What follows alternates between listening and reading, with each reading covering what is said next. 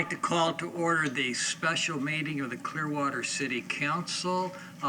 It's good to see all our staff sitting in the front rows today as opposed to normally in the back. It'll make it easier for y'all to approach the dais and the platform when we have time to speak and ask y'all questions. So thank y'all for being here. Mr. Hamilton had a funeral that he's attending out of town, and he's not with us for this meeting.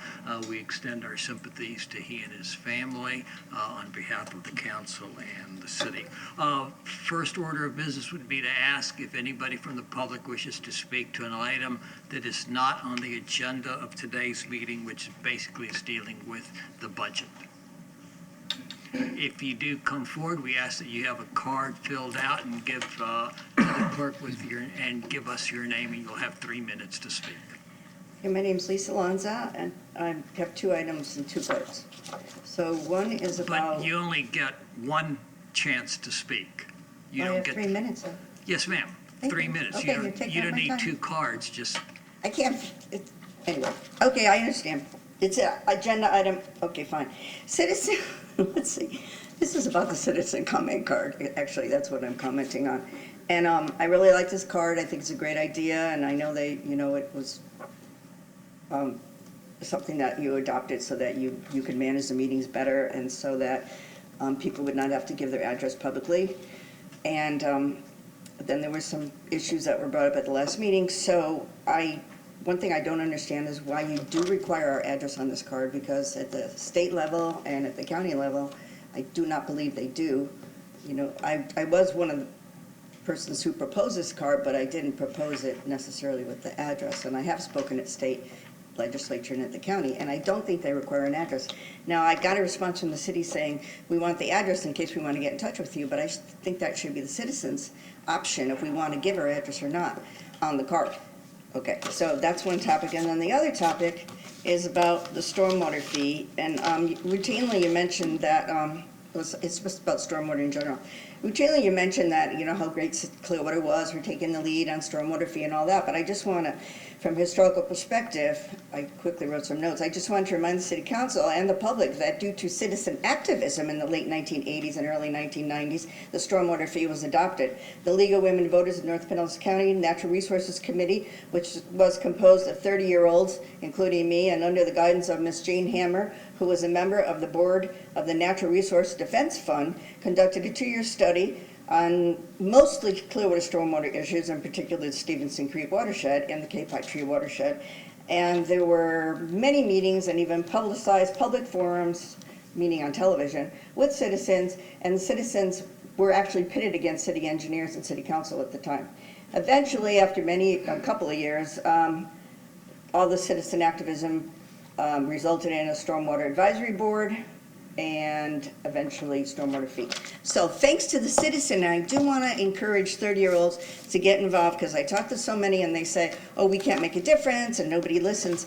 But if you work hard and you do your research and you work with someone like League of Women Voters, also Audubon was involved and Sierra Club was involved, so there's a lot of good groups that young people can get involved with, and I hope they do. Thank you. thank you. Anybody else from the public wishing to speak to an item that is not on the agenda? If not, we'll close public comment and move on to agenda item 2.1. Mr. Horn. Thank you, Mayor and Council. Discuss proposed 2019-2020 operating and capital improvement budget and approve updated Penny for Pinellas project list for public hearing advertisement. Mayor and Council, Kayleen Castle is going to primarily focus on the Penny for Pinellas budget. She is going to provide a presentation on the operating and capital improvement budget briefly. And then, Mayor, I think you have a desire to have the department heads come forward and respond to any questions that the council may have. So, Kayleen, it's all your show for now, and then you can ask for any questions, and then you can. Good afternoon, Mayor and Council. Kayleen Castle, Budget Manager. I have a few slides, some of which seem familiar, but just to give you a brief reminder, basically, of what we presented to you in July. The 2019-20 proposed budget for all city operating funds, the special revenue funds, and the capital improvement fund is $542,194,290, and this reflects a 1% decrease from the 2018-19 amended total city budget.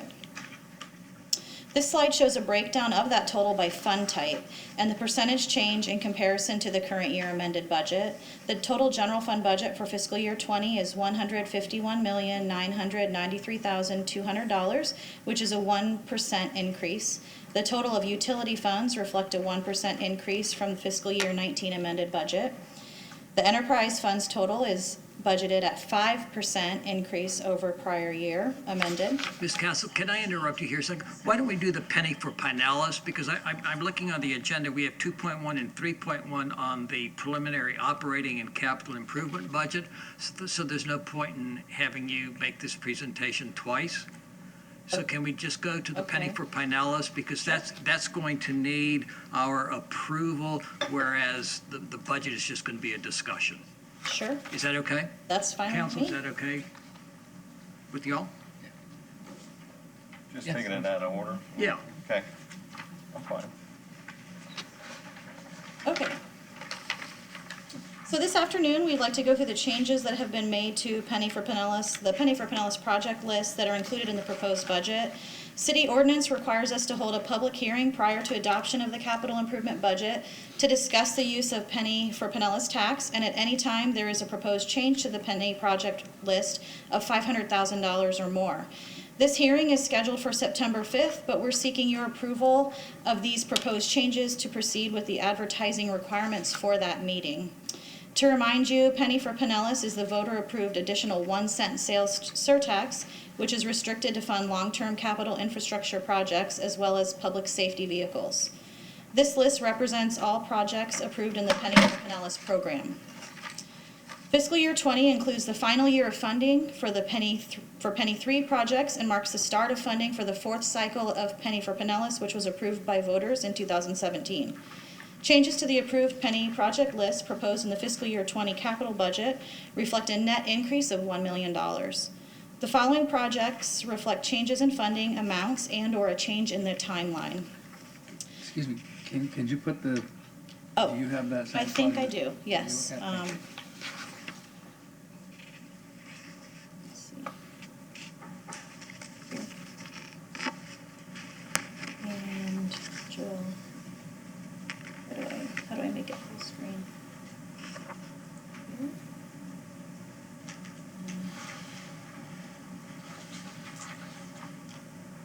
Okay. The Aviation Operations Center project, which provides funding for replacement of the Air Park Operations Center, is being postponed from fiscal year 20 to fiscal year 23. In the fire engine's ladder truck replacement project, the replacement schedule for fire ladder trucks is being changed to advance the planned replacement from fiscal year 21 to 20 and eliminate the replacement planned in fiscal year 23, which is not needed due to the life cycle of current ladder trucks. The funding for fire engine replacements are being changed to postpone fiscal year 20's truck to fiscal year 21 and add an engine replacement in fiscal year 23, which is reallocating funding from the ladder truck. This project in total is being reduced by $1 million due to the elimination of one ladder truck replacement. The Police District 3 Countryside Substation project, which provides for construction of the replacement patrol operations and training facilities at the Countryside Substation, is being increased by $6 million. The Waterfront Bluff Master Plan, Imagine Clearwater, project provides funding for the revitalization of the downtown Clearwater waterfront, and Coachman Park is being increased by $6,500,000. The downtown parking garage project was budgeted at a total of $10,500,000 planned in fiscal year 25-26 and 26-27 is being eliminated from the Penny for Pinellas project list. Funding will instead be provided by parking revenues, reallocating penny funds for other projects. And the remaining Penny 3 funding of $260,000 in the Neighborhood Parks Renovations Project is being transferred to the Ed Wright Park Renovations Project to provide additional funding needed to complete the park renovations. So this schedule, all we just try to highlight changes with red font and strike through so you could identify the changes that have been made, and that's basically the list of projects that I just went through with you. Okay. Council, before I ask for questions, let's go back to Police District 3 substation. You said it's being increased by $6 million, but the chart has a $1 million. So this schedule, let me just, actually I should do this, break down the schedule a little bit for you. So the top list is Penny 3, and we kind of used Penny 3 funding, $1 million. That's the increase for next year, we put that in. If you look down at the bottom, we have a loan repayment schedule, and we're advancing this project to 2020 and 21. Penny funding isn't available till 22 and 27, so it kind of fell in that category because we're going to advance the funds, doing an internal loan, and that the repayment is shown when it's available in Penny. So it's kind of it's shown in two places. Okay.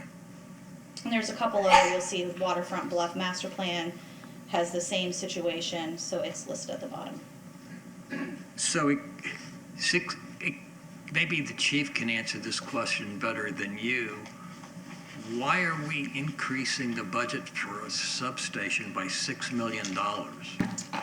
Well, I could try to answer. The original $6 million was more of a placeholder than it really was a true number. The number we had, the desire to make this facility not only the operations and the training facility, is the police department does not have a Cat 5 facility for a hurricane. So to build a Cat 5 building, $6 million for about a 20,000 square foot building, it was just not adequate funds. It was more of a placeholder when it was initially created. Okay. Council, any other questions on the list? Mr. Oh, Albright? yeah, just trying to understand it. So 6 million was held.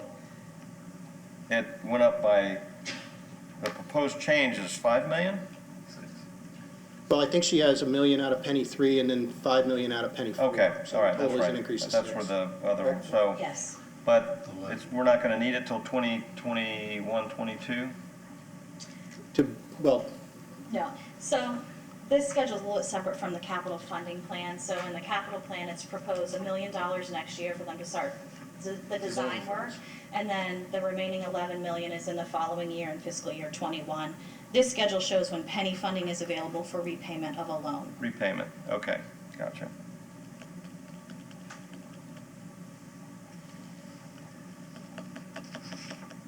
Any other questions, council? Mr. Pogler? I wasn't here when the decision was made, or maybe I just don't recall. Is there sufficient parking revenues to be able to build the downtown parking garage? Yes. And my thought is that with the expedited timeline for City Hall and that 6.3 allocation from Penny for that in 25, it seems, and I think we're still contemplating, as last I recall, that the parking garage is going to be a component of City Hall to accomplish deficiencies, not only downtown, the beach. There's a lot of potential for parking within that structure if we go that right. So to me, it kind of makes sense to have all of that money available at the same time. And there seems to be a year or two difference of when the availability is. This is really just based on when we receive our funding. And so kind of like you see the three at the bottom, when decisions are made and we start moving on construction, we would do an internal loan and we would repay it when it's available in penny. So you're looking at when penny funding is available. That doesn't necessarily mean that the capital plan of construction would correlate with those years. Okay, Yeah. gotcha.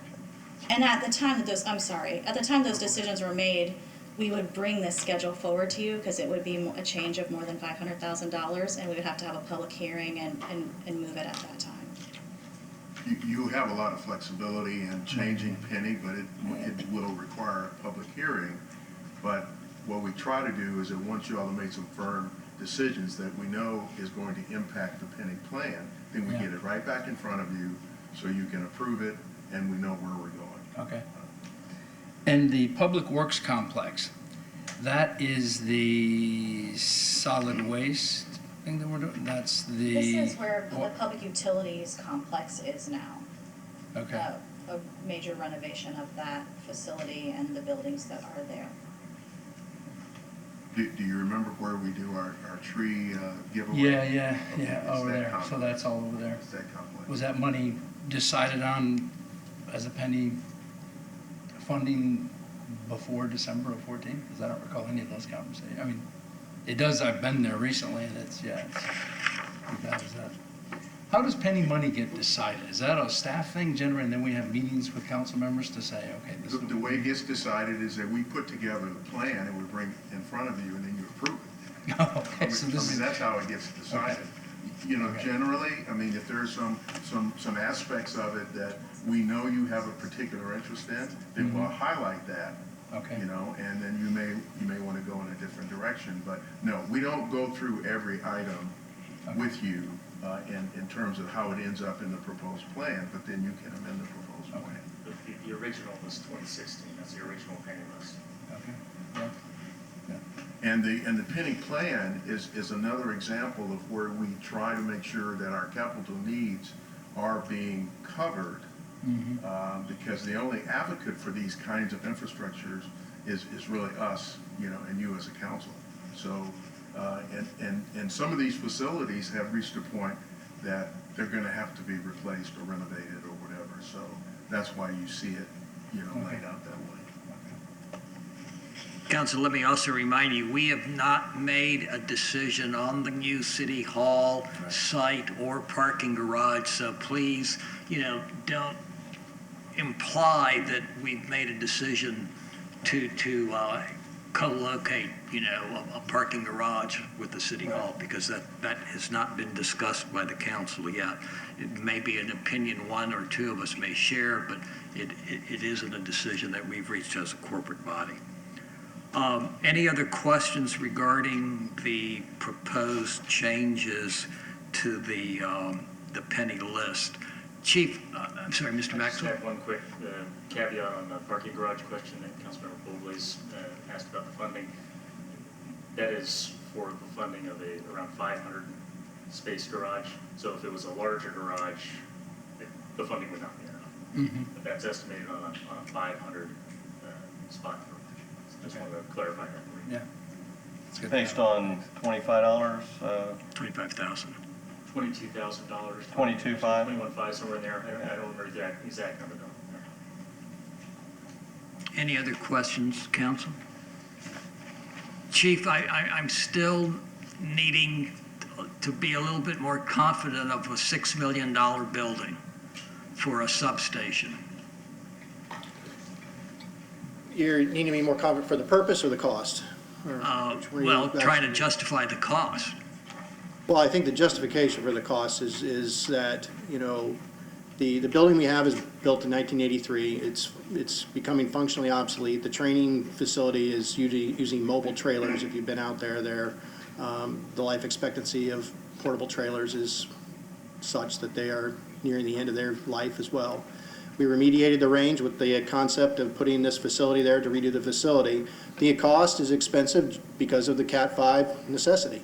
The Cat 5 need is a need that we have. When the eye of a hurricane goes over the city of Clearwater, I have 180 employees on duty, and they have to go somewhere. And the main station is rated for 2.5, and that's just an inadequate building. So we need to have a Cat 5 facility for our operation, and I think that's what is driving the majority of the costs up. We were very open and honest in the early stages of what we expect the cost to be, but the staff is very diligent in not allocating money it doesn't have. So at the time, they only had $6 million that they could even commit to a project, and so that's what they initially put the placeholder in. A 20,000 square foot Cat 5 building is, I believe the cost is what the cost is, which is about $12 million, $14 million once you put in equipment and everything as well, but we're still working through that. How big is the station, the main station? The main station by square footage, probably 30,000. So it's a 3-story building. But there's no, so the main purpose of this building is for the training and the gun range that we have? So the District 3 has your patrol operation, the District 3 patrol operation, which is Keene all the way to Tampa. So our largest district. In addition to that, it has our SWAT training facilities, our firing range training facilities, and we use 2 portable trailers for training classrooms. Our design is to eliminate those training trailers and get in underneath one roof. for a couple reasons. Not only does it provide a longer useful life than a trailer, but also to get to the space we need for a shelter, we're actually utilizing the safe for a legitimate purpose during all the time, and it co-serves as the shelter.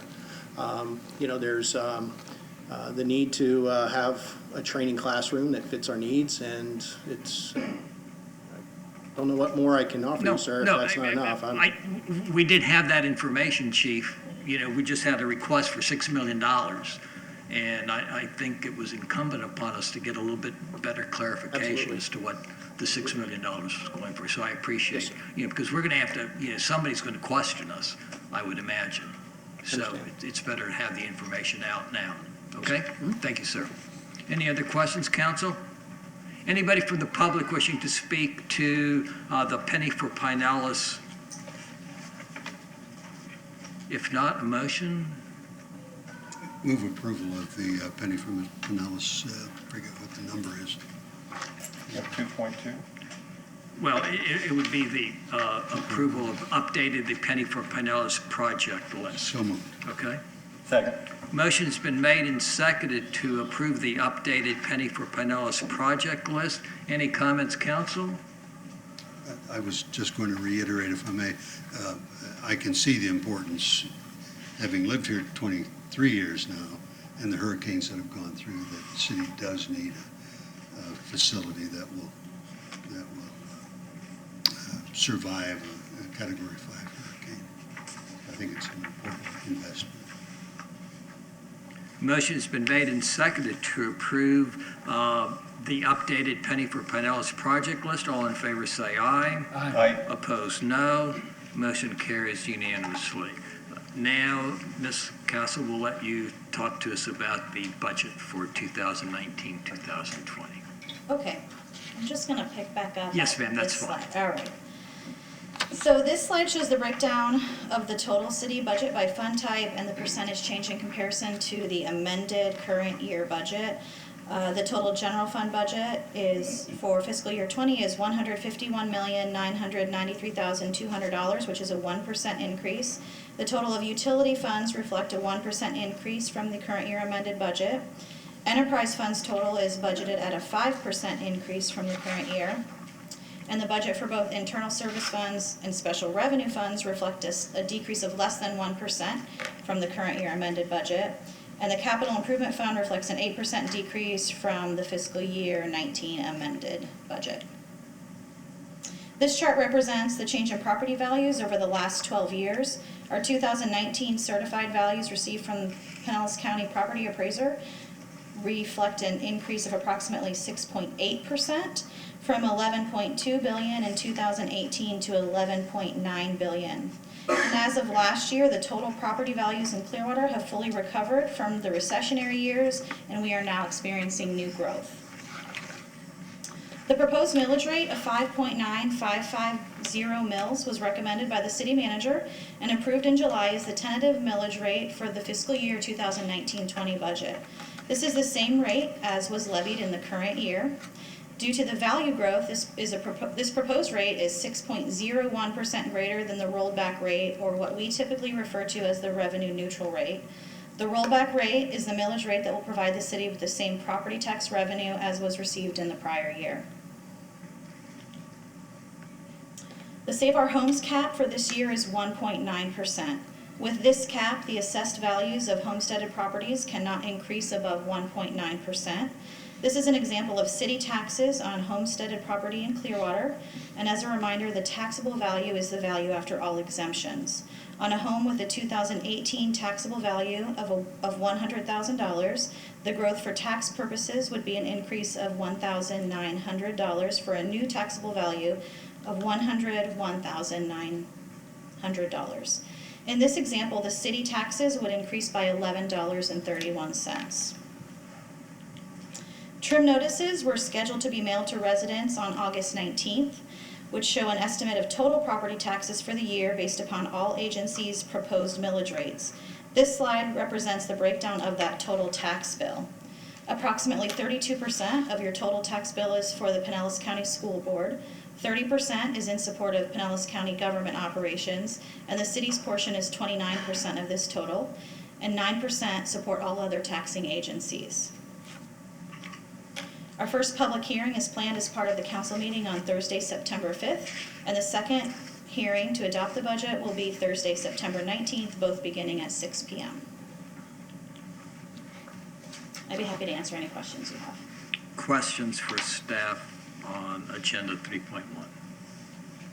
Council, Mr. Horn had alluded to what we've done in the past, and that was because most of our directors don't get a chance to appear before us during the course of the year. This is their chance for us to put a face, the public can put a face with the director's name, so we call them all up one at a time just to go through the budget in case we have any particular questions. Ms. Castledo, you sat down just a little too quickly.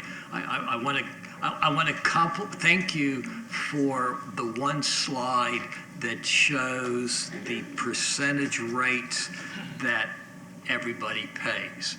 So what that means is that your tax bill isn't just to the city of Clearwater, correct? It is not. A little less than 30%.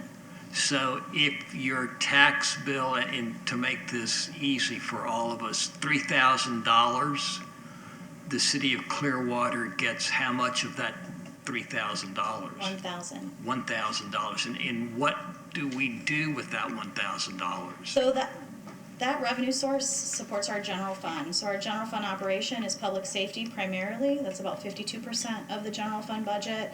Parks and Rec, library, engineering, so all of those general government operations. And we also set aside a little bit of that funding for maintenance of city streets, and we put that in a capital fund for street maintenance. The average home in Clearwater is 100,000. Your next slide was 100,000. This isn't necessarily the average, but it's a little more. It's about 118,000. The average home in Clearwater. The average homesteaded property. Yeah. Okay. But again, that $11 is the increase that they get over the course of the year. It's not a monthly or a weekly fee. It's the whole Correct. course of the year, right? Okay. And again, there are no votes that we're taking today. This is just a discussion that we're having. Our public meetings, again, if you want to reiterate those dates, I think you said September the 5th. September 5th and September 19th, both at 6 p.m. And that's when we will finalize the millage. We will approve the millage rate and set the budget.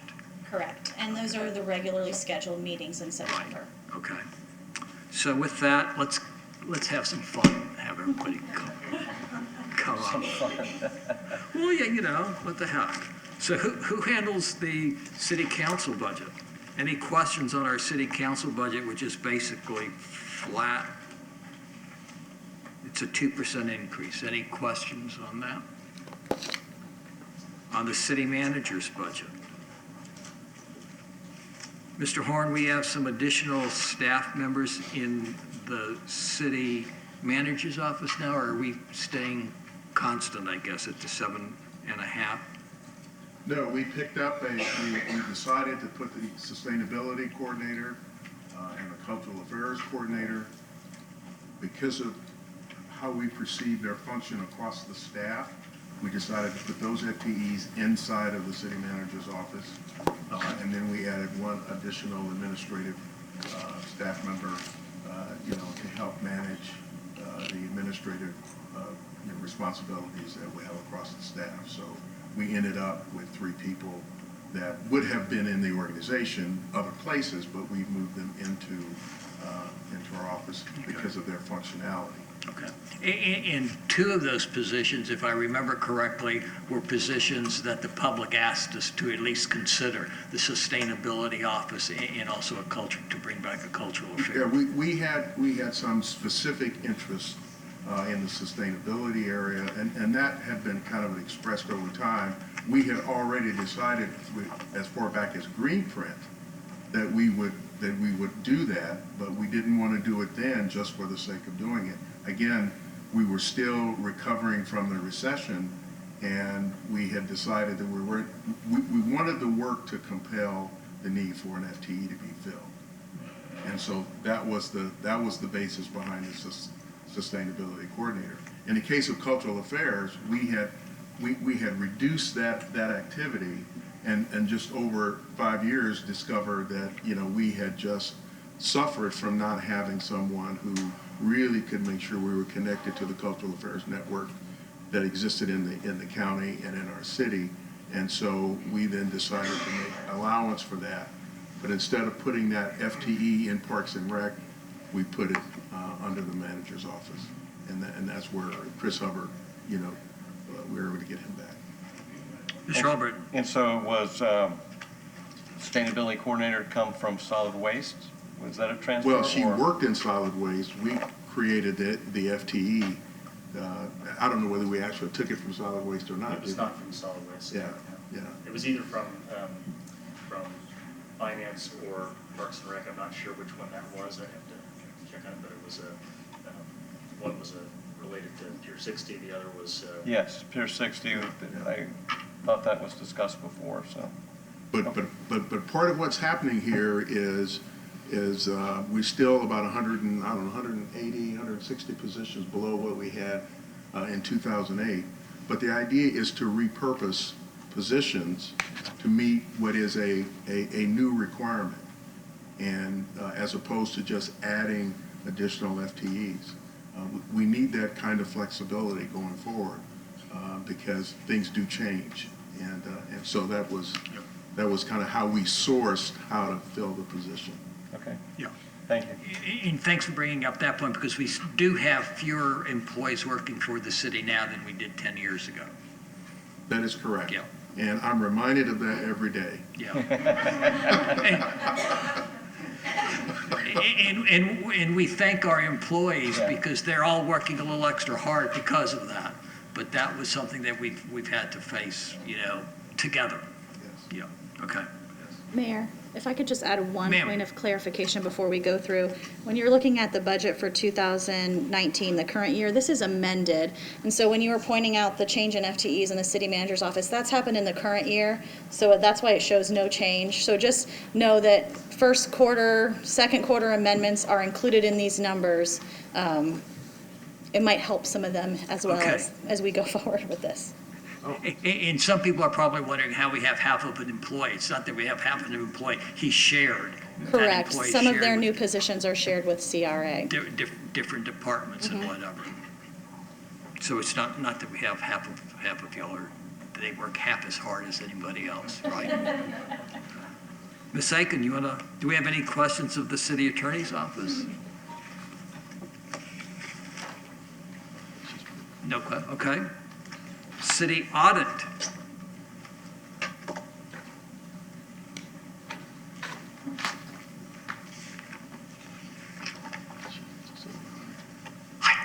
Hello, good afternoon, everyone. My name is Yvonne Taylor. I'm the city auditor. Tell me what you need to know. No, this is your chance to tell us what you do. Okay, not a problem. First of all, just to touch on the budget quickly, my budget is $226,000. It went down approximately $5,000 from prior year, or about 3%. That was really attributed to the fact that my former senior auditor, she resigned end of November last year, and the position was vacant for that time. And I recently filled the position Monday. My new senior auditor started on Monday, and based on that and starting in at the proposed new rate, so that's what really affected the decrease from prior year. What my office does is basically to provide assurance and consulting advisory work for the city of Clearwater and to the departments. We perform risk assessments to determine where the risks and threats and opportunities are within the city's processes, and to make recommendations that will definitely strengthen the work that is being done here by the different departments. So that's really what we're here to do. I advise the city manager as well as department heads on processes and mandates, statutes, ordinances, and other regulatory bodies' requirements, and make recommendations, and basically that's what we do so far. So my office is a two-person audit shop Right. that serves the entire city. Question? if I Yeah, may? sure, Mr. Publix. Thank you. So it's interesting what you do, studying processes and trying to prevent redundancies and give advice to directors. Were you heavily consulted and involved in the wage and analysis? I know that was outside counsel to do that. The No. wage and compensation? No, I was not heavily involved in that. I was involved just more like the average person, average employee, wherein I was selected to basically give my an account of what my position and my office does, and then the overall decision was made by upper management, the city manager's office, and Right. Okay, thank you. Mr. Kondo.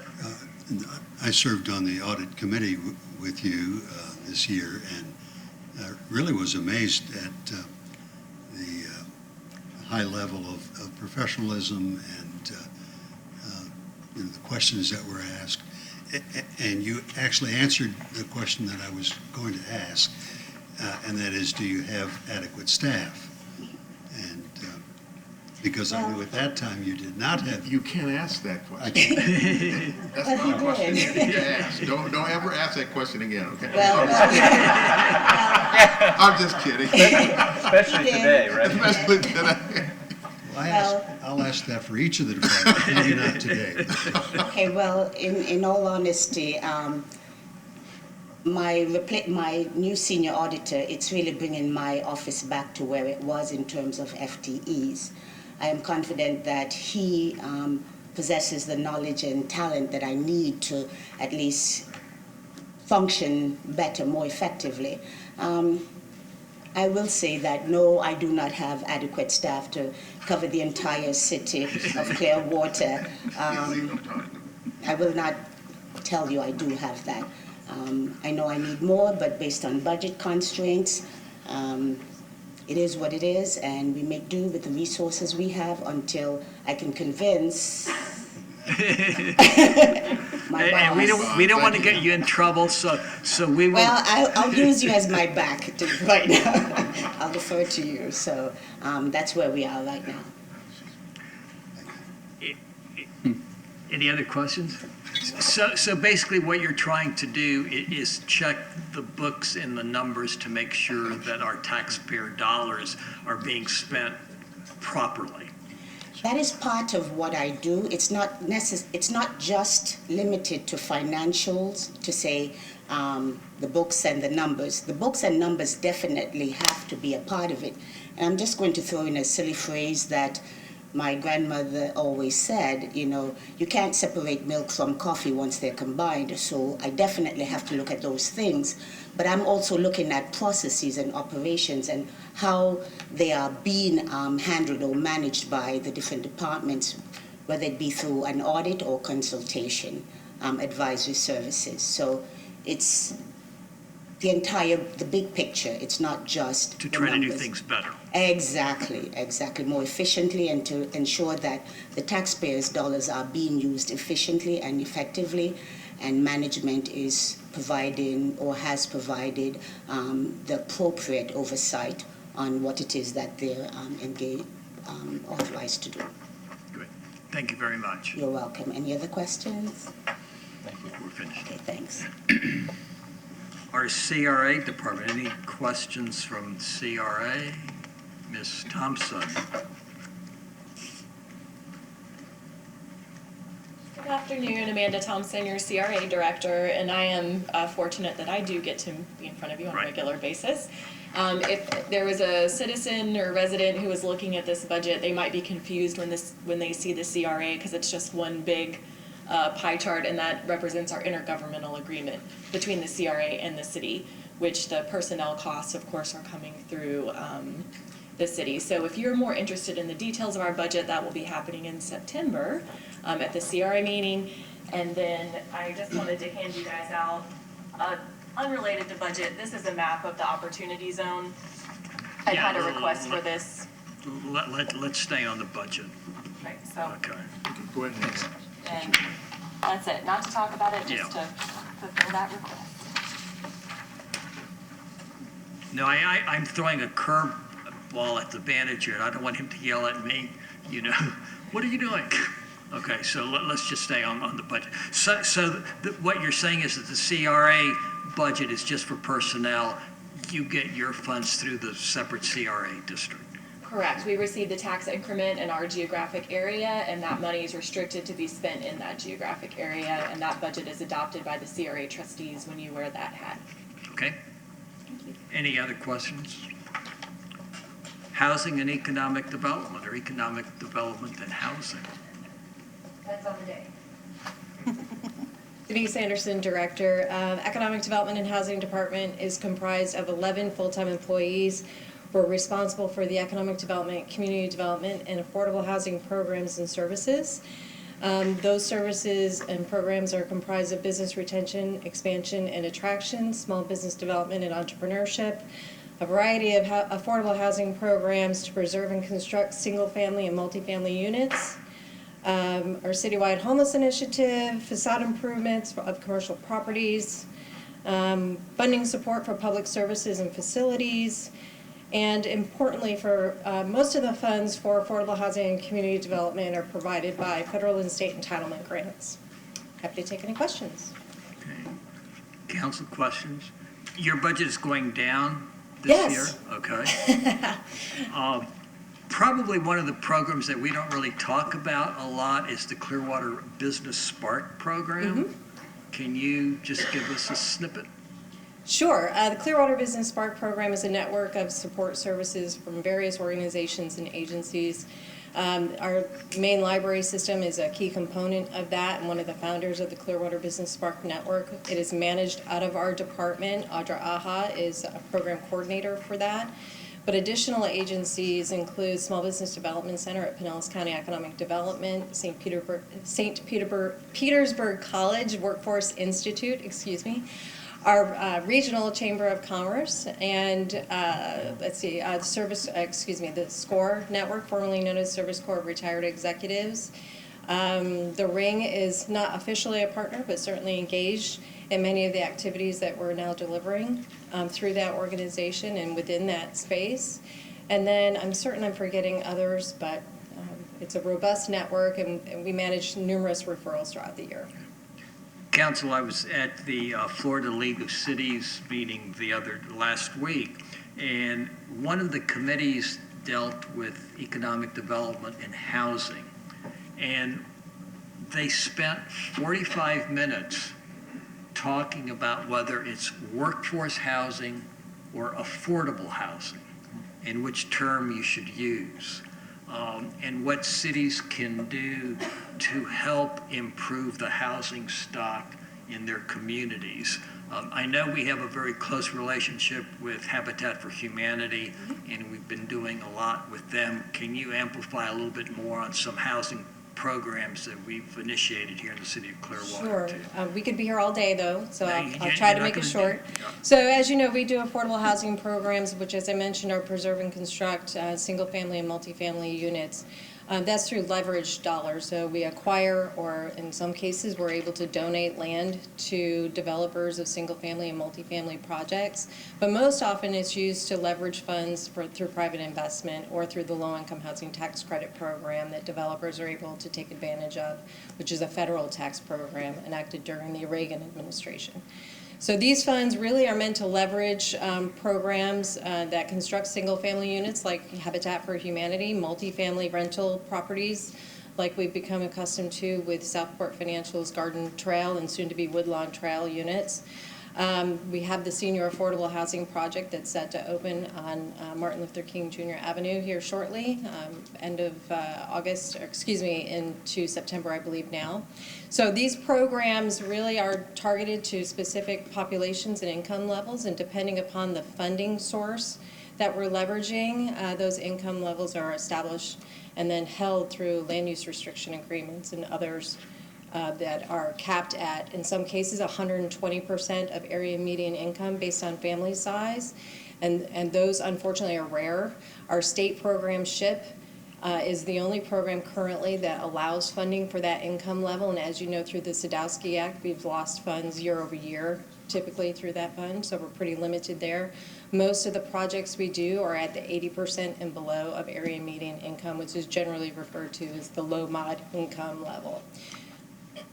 What about helping homeowners improve their properties? I know the Yes. county is earmarking some penny for penny or part of their budget for affordable housing. Is that going to be shared with us, or?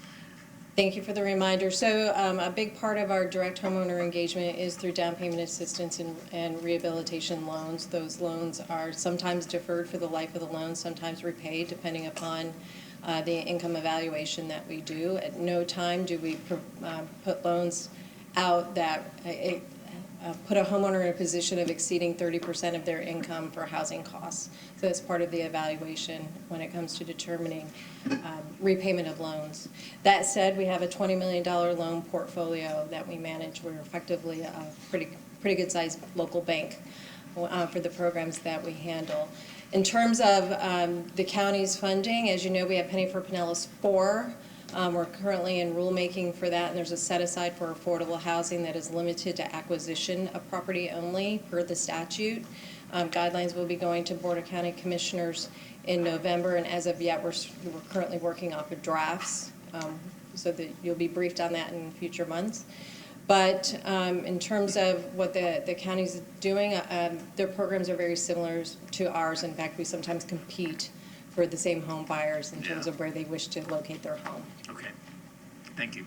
You're welcome. Any other questions, Council? Engineering. Our new engineering director gets to come forward. Good afternoon, Mayor and Council. Tara Kivett, Engineering Director. As you can see from your summary, the engineering budget is proposed to increase 15%, and that is mostly due to the stormwater fund. We're paying off a bond early next year in 2020. We touched on that during the stormwater rate study presentation. We've also increased one FTE from 136.9 to 137.9, and that is a new construction inspector that will focus on public utility projects involved in the right-of-way, neighborhood projects. And then a little bit of the increase is because of some larger investment in parking hardware. And I believe, as you know, Steve Ryder is working with you guys this week on one-on-ones, so you're aware of like the license plate recognition upgrades. Any questions? Any questions? Engineering costs have gone down? No, we're increasing 15%. No, I know, but when we go out and do the work, are we finding bids are coming in lower than what we anticipated? Yes. We are. Oh, well, they're typically within our estimate, but Okay. obviously both design and construction costs tend to increase year after year. Yeah, that's what I was wondering. Okay. Okay. Finance Department. Good afternoon, Jay Ravens, Finance Director. Finance Department consists of 32.5 employees, 29 of which are general fund employees. The 3 risk management employees are central insurance fund employees. Finance functions include accounting services, payroll, purchasing, risk management, debt management, investment, cash and investment management, and the Office of Management and Budget. Any questions of our Finance Department? Touch briefly on our pensions, just to reassure everybody what's going on with our pension program. Are we fully funded? The pension plan currently is over 100% funded. We just had we've had an extended bull market since 2008 of excess investment returns that have contributed to a very healthy pension plan currently. We're hopefully prepared for that recession around the corner with some excess funding to help us weather the storm, including the credit balance that the pension plan has of 20+ million currently. Council, the other day when we got the report from Mr. Ravens on our pension fund was the same day that the stock market went down 800 points, I believe. Yeah. And, we were lucky that it didn't continue going down 800 points a day. But that's the reason why we're have a reserve and managers who know what they're doing. Thank you. Chief Ellers, Fire Department. Good afternoon, Scott Ellers, Fire Chief, Clearwater Fire Rescue. Again, the fire department's responsibility is to answer the calls for service that the citizens ask for on the 911 calls. Again, we're at about 28,000 calls a year. In the department, we have 8 stations and we operate under 204 personnel. That is a reduction from last year of 1, which we were up at 205 last year. And that was through to your support in trying to do that peak medic unit that was being funded from the county. But because of some part of the negotiations, we weren't able to come to an agreement with that. We reduced that. The other one was actually internal one. We kept 1 position, so we're at 204. And the budget's right about $28.5 million, which is a 0% increase from the amended budget of last year. Any questions of the chief on? Most of our responses are for fires or EMS, Chief? EMS, that has been the trending component of the fire service for the last 30 years that I've been involved with it. Right now, we're at about 85% of our call volume is EMS. And as we went through council a couple weeks ago, that EMS funding is supported from the county for our paramedics that are on the units, as well as part of our budget is the fire contract with the county to have the fire service for the unincorporated county areas. Thank you, Chief. Clearwater Gas.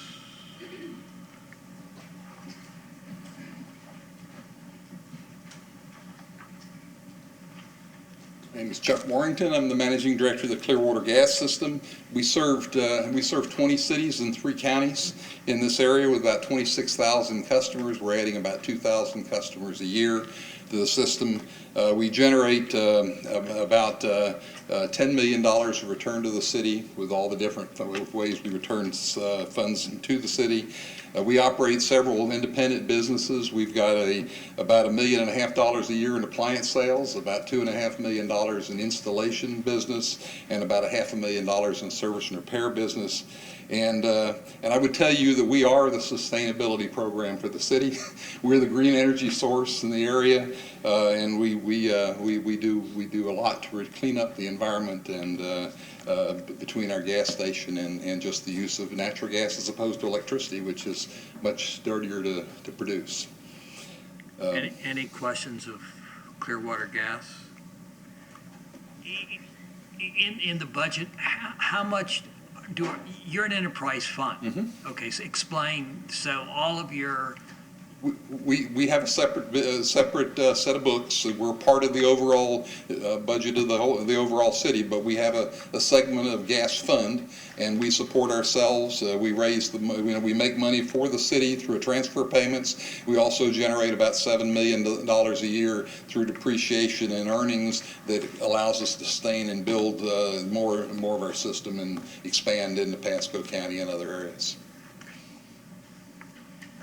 Thank you. Thank you.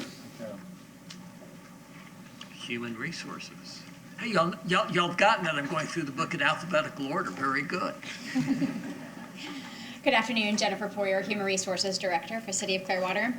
The Human Resources Department is responsible for optimizing our HR capability by acquiring, maintaining, developing, and retaining a diverse and qualified workforce. We do that through, we have 16.2 FTEs that are allocated to 5 different divisions ranging from administration to recruitment, selection and training, employee relations, diversity and equity services, and then employee benefits. Our budget that we are proposing is a flat budget. We were pretty excited that we were able to move around some things and to be able to offer our first ever diversity recruitment program. So we are offering that this year. That's going to really enhance our diversity recruitment opportunities and how we are recruiting for diverse applicants, and as well as how we are also developing our staff, because by offering this program we get a lot of on-hand training, and also it offers some certification programs for our 2 diversity and equity employees as well. Additionally, we are going to be doing a citywide team building activity with every employee in the city. So we're really looking forward to being able to do that and really promote are one big team. It'll be done on an individual team basis as to however the department has determined what teams they want, but that's something else that we're excited to have in this budget. And lastly, another change that we have, but again, included within keeping our budget flat, was the increase of the space for our employee health center. So we were able to move that into a larger facility in which we hope to be able to offer some increased services out of that facility as well. Questions? I just had a quick question. The health service, is that through Human Resources? Is that part of their budget? It is, yes, it is. For the employee health clinic, yes, that is through our budget. And remind everybody that, personnel costs, I think, are the largest really portion of our budget. So and health costs are significant. It is a significant portion as well. So the more we can do on controlling our health, and we have a wellness coordinator and all We of do. that. Yeah, and also that's going to be included in this, and this is actually coming forward to you guys at the next agenda, the next council meeting, is that we are really going to be increasing our wellness kind of footprint. We're going to be offering a robust wellness program that's going to really promote and get our employees to take advantage of our preventative screenings that we offer. It's going to push them through to the employee health center so they're going to get to experience everything that we offer there, and then reward them for doing some preventative things that right now we have a low participation rate in. So we're hoping that by enticing them and incentivizing them to do the things that they should be doing in the long run, that will help offset our healthcare expenses. And it is a volunteer program. Absolutely, 100% volunteer. But the importance is that sometimes if you catch something early, Early detection is key. it helps you out in the long run. For sure. Okay. And thanks to everybody who's participating in that health program. I think it's probably one of the best things that we've done in recent years. It is. I agree. Good, thank you. Information technology.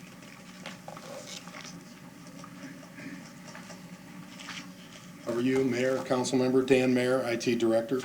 The Information Technology Department provides all support and maintenance of infrastructure related to communications and software and systems, responsible for response to user needs as well as security and ongoing maintenance of that infrastructure. Our budget is approximately $8.8 million. It's up 7% from last year. It's about $560,000. Most of that is in the area of software and some hardware. We had several contracts that were renewed this year, and we added some software, expanded Munis capability, and then launched the upgrade of our payroll system. On the network side, we had some contracts related to physical security and Convergent, Granicus, some other areas where and we also have added some FTEs and some wireless and remote, mobility capabilities to departments in response to their needs. Any questions on information technology? Thank you, sir. Thank you. Library. Good afternoon, Mayor, City Council, Jen Overmeyer, Library Director. Our department objective is to meet the informational, educational, recreational, cultural needs of our citizens and our community using a wide array of library formats and materials and a trained and dedicated staff. The library provides a collection of more than 500,000 items in 5 locations, and we circulate nearly 1 million items a year to almost 89,000 active borrowers. That's pretty impressive. And in furthering the City Council's strategic direction for fostering community engagement, the library works to preserve the community history and provide programming and events that has reached almost 37,000 patrons last year. It also works to promote the city brand through economic development and partnerships in the downtown area. I think Denise Sanderson mentioned Business Spark. We're a key player in Business Spark. And also our makerspace or maker studio activities that reach a new segment of our community. We have 84 full-time staff equivalent positions, and that is the same staffing level as last year. There's been no increase. And there's been no significant increase in our overall budget for the fiscal year 1920.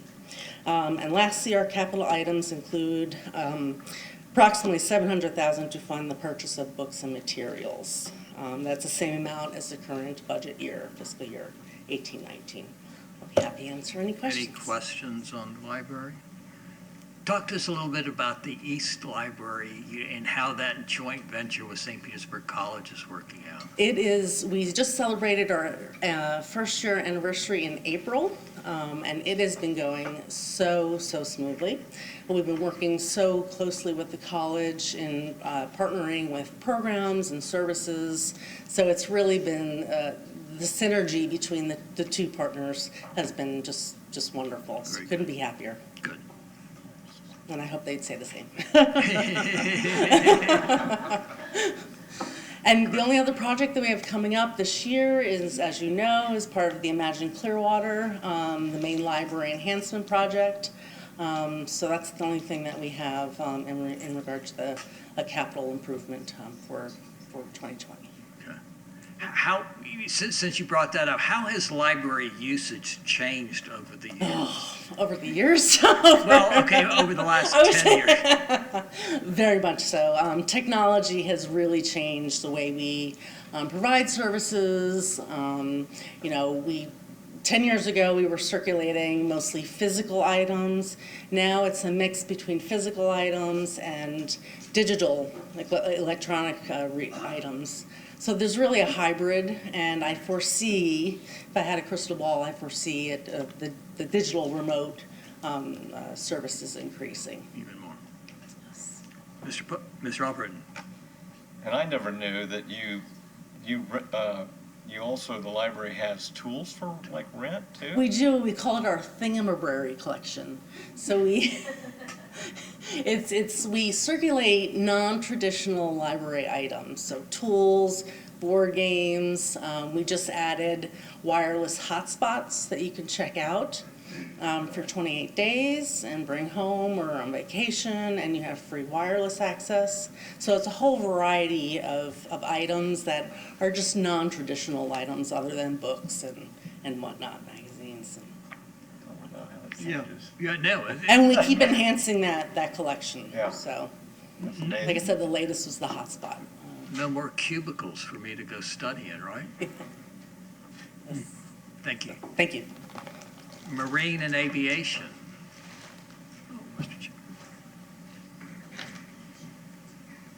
Hi, Mike McDonald, Operations Manager, Marine and Aviation Department. Ed apologizes for not being able to be here today. We operate the downtown harbor marina, the beach marina, and we manage the lease at the airport, as well as some other land leases, including Krabby Bills. And we maintain the waterways, the navigation signs within the waterways. We have 27.8 FTEs, which is up 1 FTE to protect the investment for the Seminole boat launch project that's going on. Budget's $6.1 million, up about 1%, our operating budget. Any questions? Any questions? You want to give us a quick update on the Seminole facility? I think it's still on target for their December opening or January opening, but I don't know for sure. I can get back with you on that. Okay. Engineering's Working on that. Very good. Okay. Questions? Any other questions? Did you want that question answered? Yeah, sure, Terry. Yeah. They just did some paving. Come on up. Yeah. Michael's right. They're on schedule. They're under budget. Things are going very well. They just did some paving. So from here on out, we do not anticipate any closures of the boat ramp. So that's a good thing. We had a couple closures recently because of the paving work. Very good. Non-departmental. I can speak to that. This is the cost center that we budget for all things that are odd. No, no, it's for things that have a benefit across. I know. Let me turn the page. The major part of this budget is insurance, actually. So the budget for for property and liability insurance for all general fund departments is in this. We also do the transfer to the city's portion of TIF funds to the CRA is budgeted in this. And then other just little things we put in here if it's going to have a citywide benefit, but it doesn't really have a good home in a department. So sometimes it ebbs and flows in funding, but this year is kind of status quo with the current year. And we saw some decreases in our renewals for insurances, so you'll see that change. No positions are in this budget. But again, it's one of those things that we don't necessarily think about, right, Mr. Horn? That the city needs to have insurance to protect its, not only property insurance, but also for liabilities.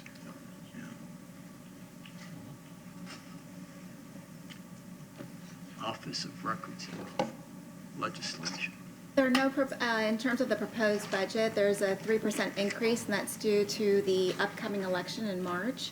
The department's FTE count remains static at 8, who assist me with the council's official meeting proceedings, as well as the lien assessment programs, and we maintain all the code violations to make sure that properties are paying their liens, if any are taxed on that.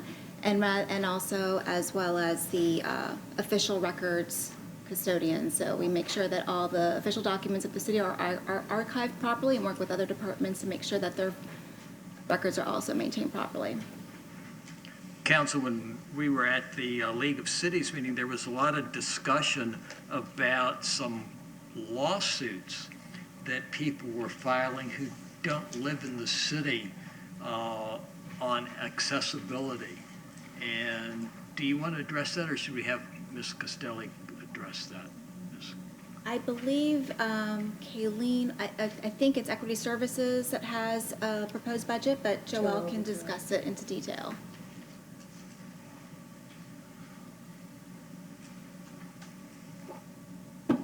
Hello, Joelle Costelli, Public Communications Director.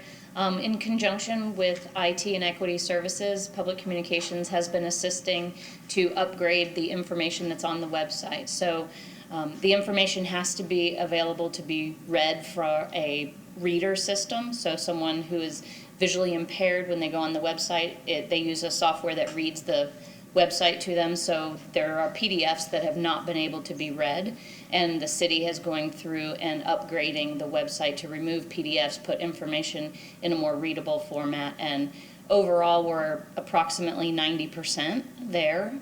No one ever will attain 100%, but we Ms. Aiken can speak to the specific action that we've had from the legal side, but we are aware of this. We have a software that gives us a score every week on where we are with accessibility.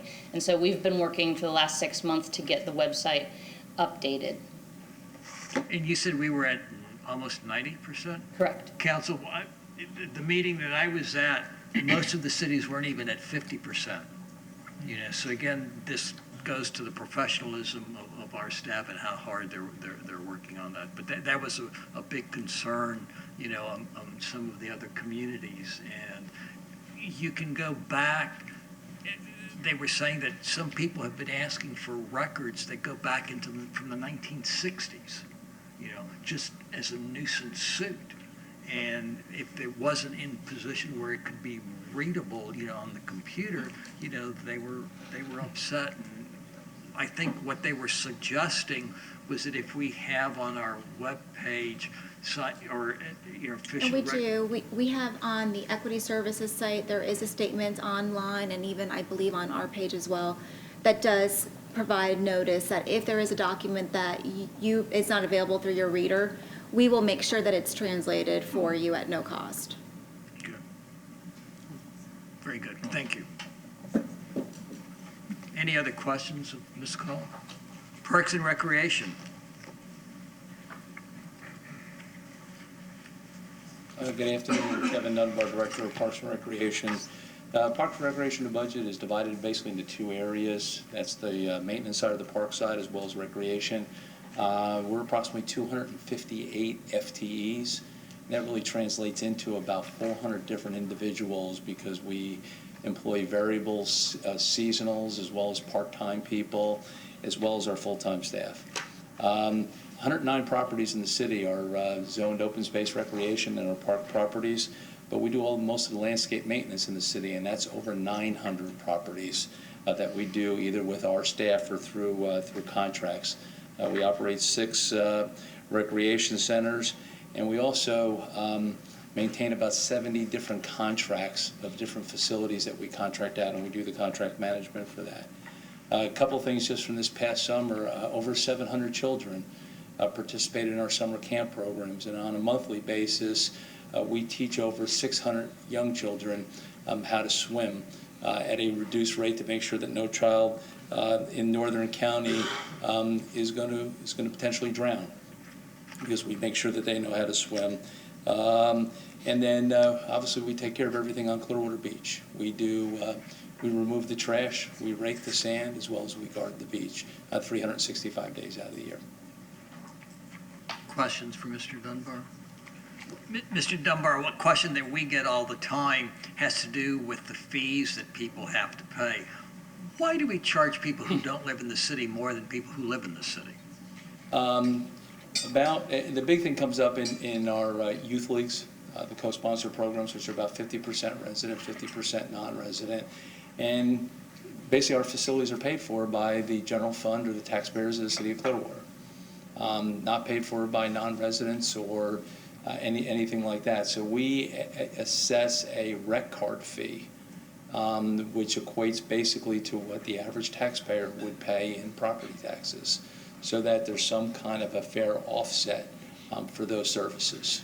So that's kind of the background behind that. Right now, that rec card for a resident is $7, and for a non-resident, it's $120 plus tax. Do we give a discount for family members? Currently, we do not. The discount that we provide for the rec card is that, actually, let me. For non-resident? Do a family non-resident rec card? Okay, yeah, we do. We do based on family. I think it's 1.5, right? Yeah. Two and a half times the, so that $120 is an individual. The second one is an additional $120. The third one and beyond is just an extra $60, and that's the entire family. And does that cover the sports leagues also? Yeah, yes it does. So if we have 2 children participating or wanting to participate in a rec league and they're non-resident, they pay $120 and $120, and that is good for the entire year. For the whole year. So if they play football, if they play baseball, if they play soccer, they just pay that one time, and it's good for the entire year. Okay. I know we get that question, periodically throughout the struggle that we deal with is that we're, in terms of providing recreation services, we're a full-service community.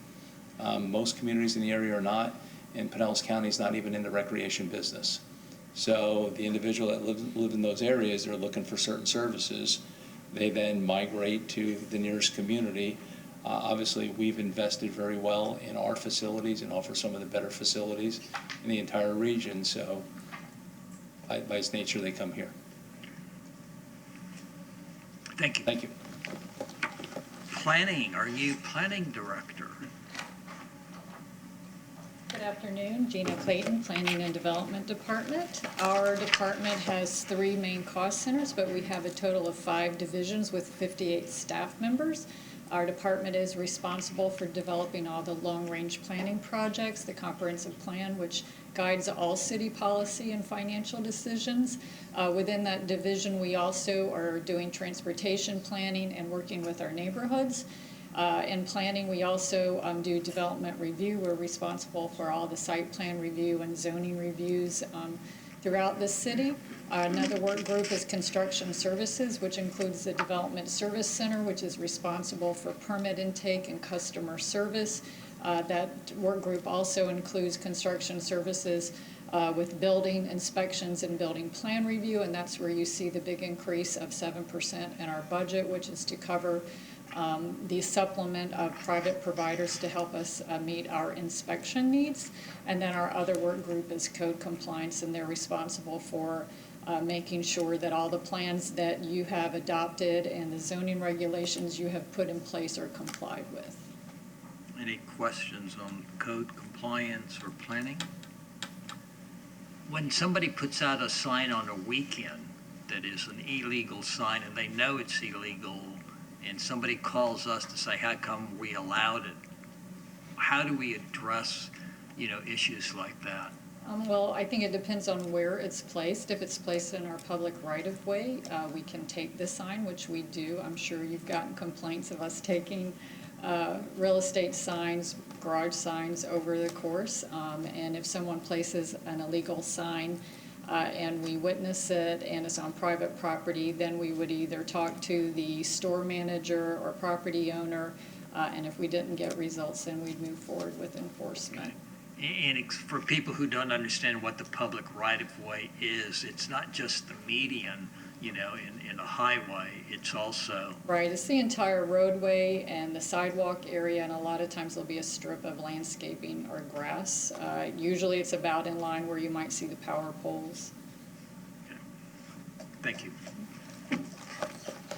Chief?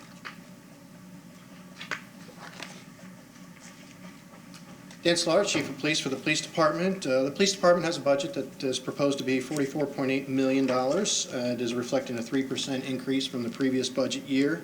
We have a total of 374.3 FTEs, with 244.8 of them being sworn personnel. This budget proposal does include an increase of 1 FTE for a police information tech for the records section to deal with the increased demand for public records checks and public record requests.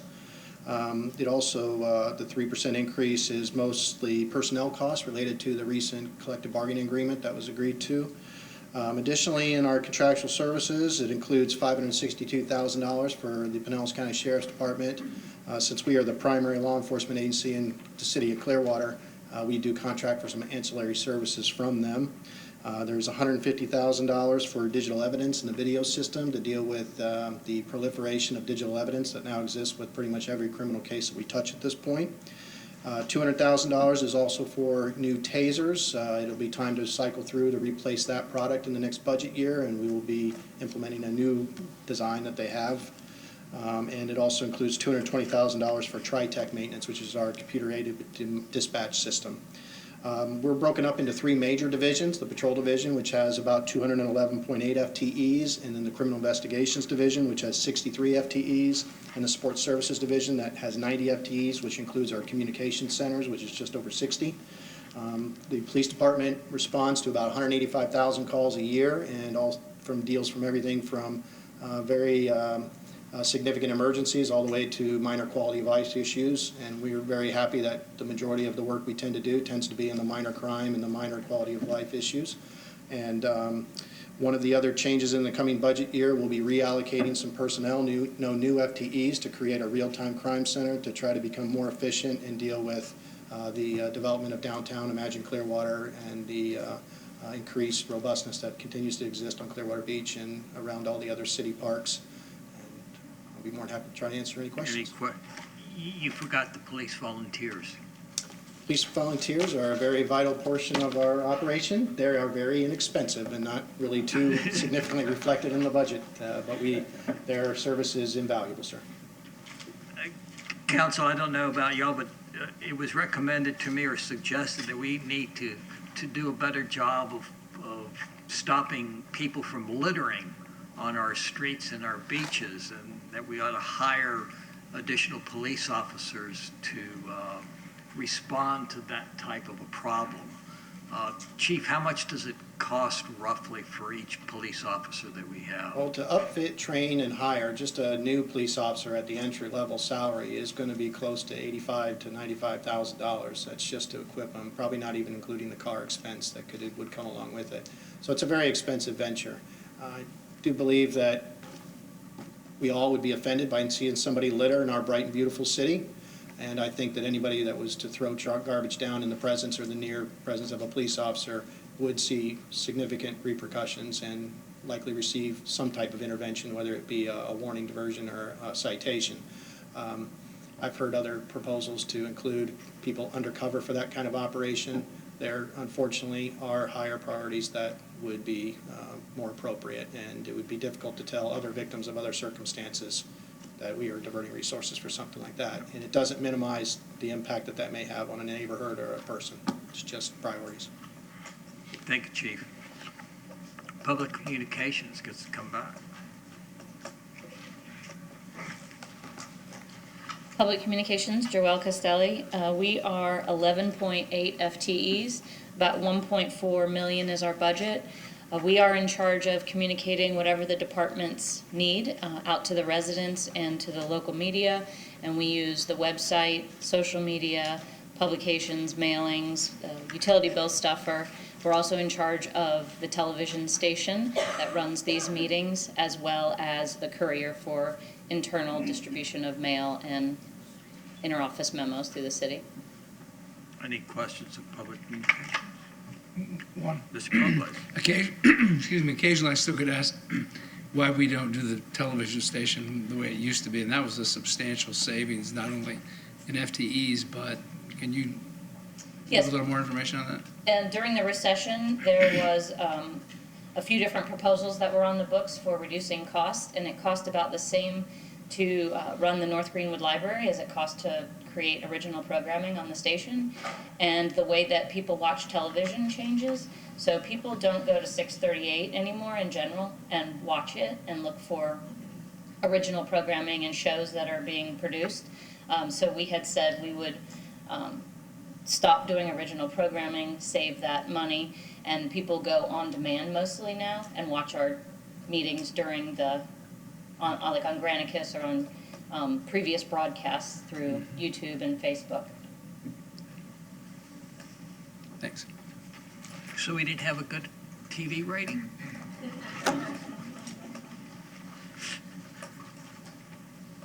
Public Utilities. Good afternoon, everyone. David Porter, Public Utilities Director. Public Utilities serves the entire community and also the community of Safety Harbor for wastewater treatment collection. So we produce all the drinking water that's used in our community. We treat all the wastewater from our community and that from Safety Harbor, and we produce reclaimed water that's used throughout the city of Clearwater, not only for residences, but for most of the city buildings and grass areas. Our main goal is to provide those essential services, but also to protect public health, because that is what we do as well. So we protect the natural environment around us, and Clearwater being the bright and beautiful from the bay to the beach, we tend to keep it that way, and part of what we do ensures that.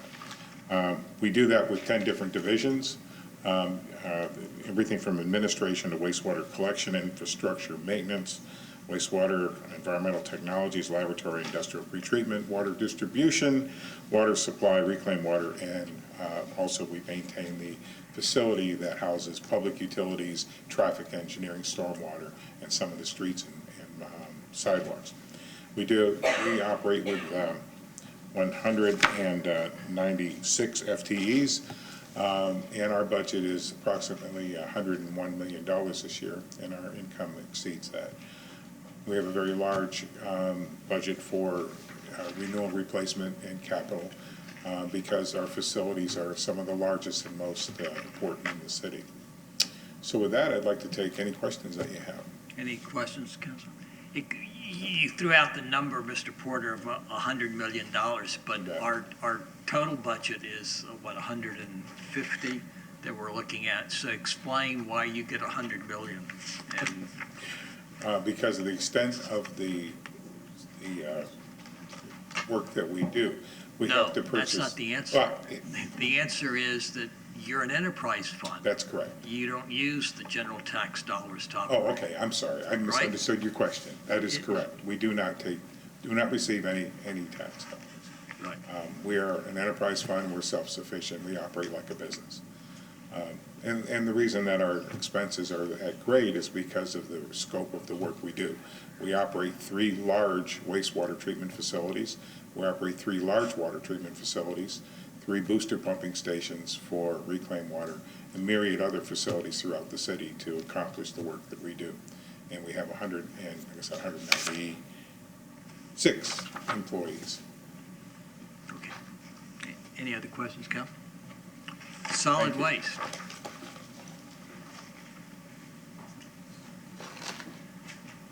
Good afternoon, Mayor and Council. Earl Gloucester, Director of Solid Waste and General Services.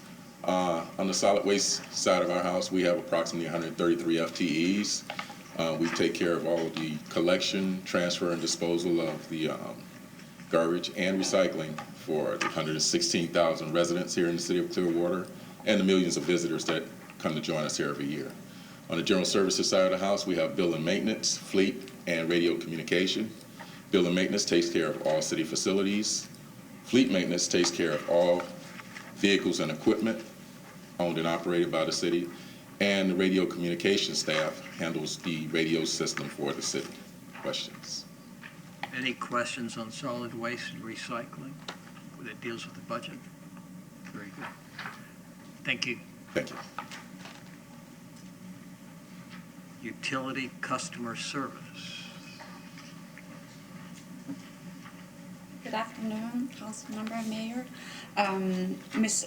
Boyd apologizes she's not here, but she's attending a family reunion.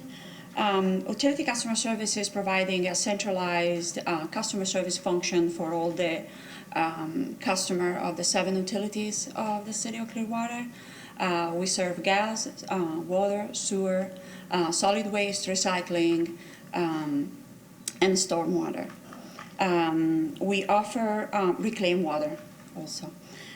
We offer this service with 4 major areas. That is meter reading, billing, collection, and customer service. And by the number, we run a budget of around $3.8 million and 43 FTE. We answer 13,000 phone calls a month. We read 72,000 meter a month, and we bill almost 55,000, almost 56,000 accounts every single month. Any question? Any questions, Council? Great, thank you.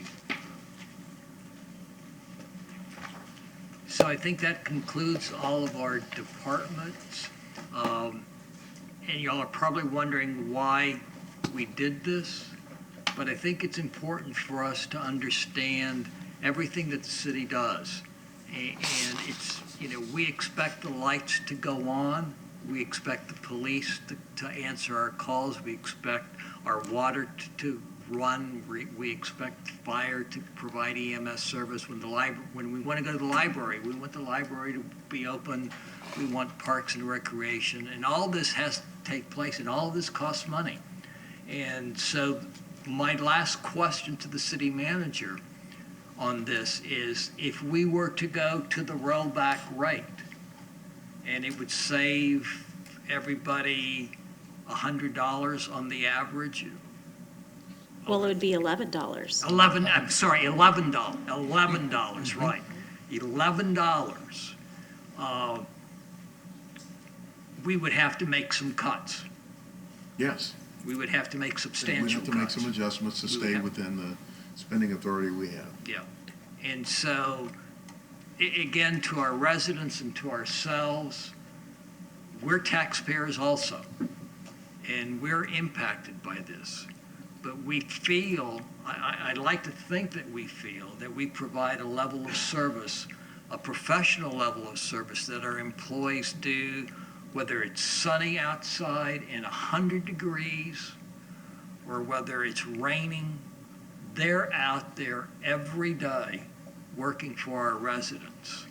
And I think that most people would agree that they do a very good job for all of us.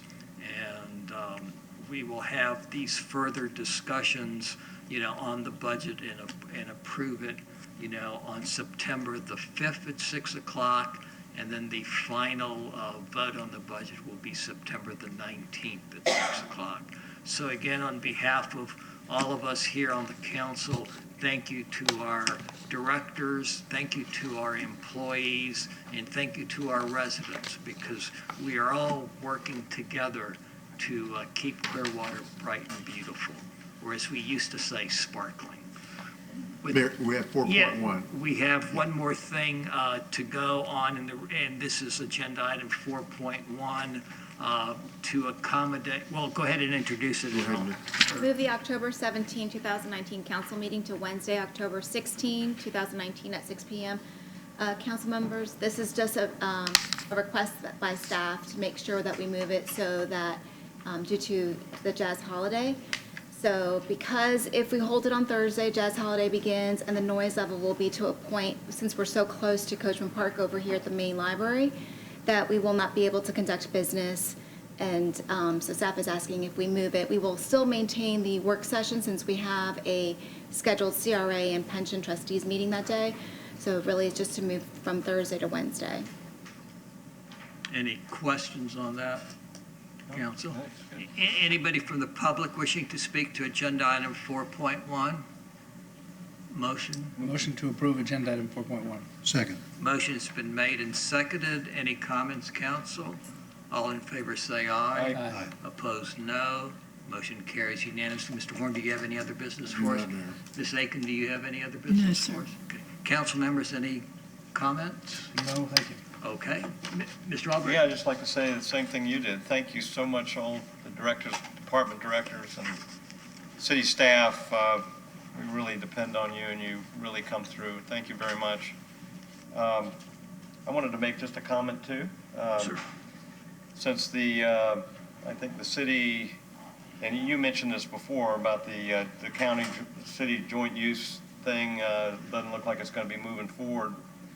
Can we be talking about where we're going to be putting the new city hall, since we'd like to have a discussion on that? I think we should move that forward. I think Mr. Horn had indicated that he's going to be meeting with us, on our meetings. Okay. Gives us, this, by the way, just came out, so it's sort of new, I think, to a lot of people that this is going to be happening. So we'll be able to concentrate again now on building a city hall facility for the city of Clearwater. Good, thank you. Okay? No other comments to my right? Thank you all again for everything. We are adjourned.